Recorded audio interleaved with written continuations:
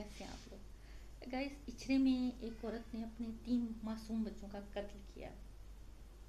نہایت ہی افسوس کی بات ہے۔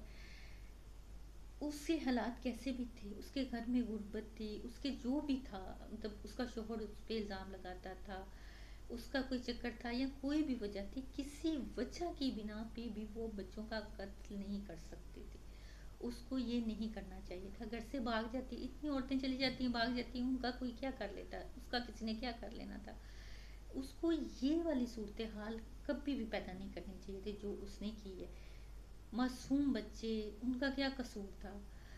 تو ان کو قتل کرنے کا کوئی اس کے پاس حق نہیں تھا۔ تو اپنے ہی پیدا کیے ہوئے اس کے بچے ذرا دیکھیں۔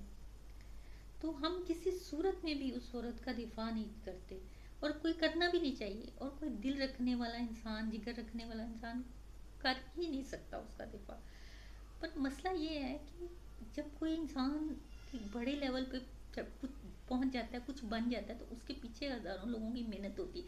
اور جب کوئی مجرم بنتا ہے نا، جو اس صورتحال تک پہنچ جاتا ہے، تو اس کے پیچھے بھی کئی لوگ جو ہوتے ہیں نا، وہ چھپے ہوتے ہیں، جو آپ کو نظر نہیں آ رہے ہوتے، ایسے کردار ہوتے ہیں جو ہے نا اس مجرم کے پیچھے ہوتے ہیں، وہ بھی جرم میں برابر کے شریک ہوتے ہیں۔ وجہ صرف یہ ہوتی ہے کہ وہ ہمیں نظر نہیں آ رہے ہوتے۔ اگر وہ اپنے شوہر کے ساتھ نہیں رہنا چاہتی تھی تو زبردستی کیوں رکھا شوہر نے؟ سوال یہ پیدا ہوتا ہے۔ جب وہ الزام بھی لگا رہا ہے کہ میری عورت ٹھیک نہیں ہے، تو پھر اس کو رکھ بھی رہا ہے، وہ رہنا بھی نہیں چاہتی، وہ طلاق بھی مانگ رہی۔ اس طرح ہزاروں کئی انسان ہیں جو اس طرح زبردستی ایک دوسرے کے ساتھ ہم نے باندھ کے رکھے ہوئے ہیں۔ کئی کپلس ہیں وہ ایک دوسرے کے ساتھ نہیں رہنا چاہتے، لیکن کچھ ہمارے جو ماموں چاچو تاؤں نے زبردستی رشتے بنا کے رکھے ہوئے ہیں۔ وہ عورت نہیں مرد کے ساتھ رہنا چاہتی، یا مرد نہیں عورت کے ساتھ رہنا چاہتا، تو آپ کیوں زبردستی کرتے ہیں؟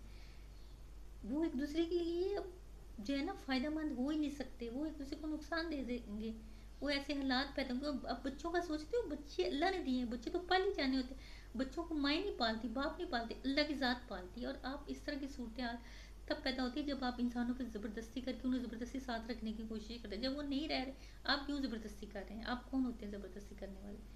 تو یہ صورتحال جو ہے نا، یہ ایسی صورتحال تب پیدا ہوتی ہے جب وہ انسان اب چاہتا ہے کہ وہ اس صورتحال میں سے نکلے، یعنی اس نے جو کام کرنا ہوتا ہے اس نے کرنا ہی، اس نے جس کے ساتھ جانا ہے اس نے جانا ہی جانا ہوتا ہے۔ تو آپ زبردستی رکھیں گے تو وہ پھر ایسے ہی مسائل کریٹ ہوں گے۔ دوسری بات یہ کہ ان مردوں کے لیے بھی سوال اٹھتا ہے جو شادی شدہ عورتوں کے ساتھ ریلیشن بنانا چاہتے ہیں، یا بناتے ہیں، یا ریلیشن میں رہنے کی کوشش کرتے ہیں، ان کو بھی سمجھانا چاہیے، ان کی بھی تربیت کرنی چاہیے۔ عورتیں جو ہے نا پاکستان میں بہت ہیں، لوگ اپنی 2 2 3 3 بیٹیاں لے کے بیٹھے ہوئے ہیں، غریبوں سے کوئی رشتہ نہیں لیتا۔ عورتوں کی کمی ہے پاکستان میں، بہت عورتیں بڑی ہوئی ہیں۔ آپ کیوں اس طرح کسی شادی شدہ عورت کے ساتھ ریلیشن بنا کے اس کے بچوں کی زندگی خراب کرتے ہیں، اس کا گھر خراب کرتے ہیں؟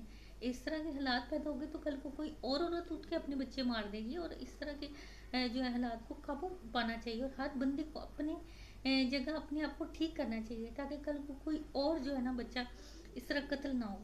لہٰذا ان ساری صورتوں کو نوٹ کرنا چاہیے، اور مطلب ایسے جو ہے معاملات کو بہتر کرنے کے لیے ہر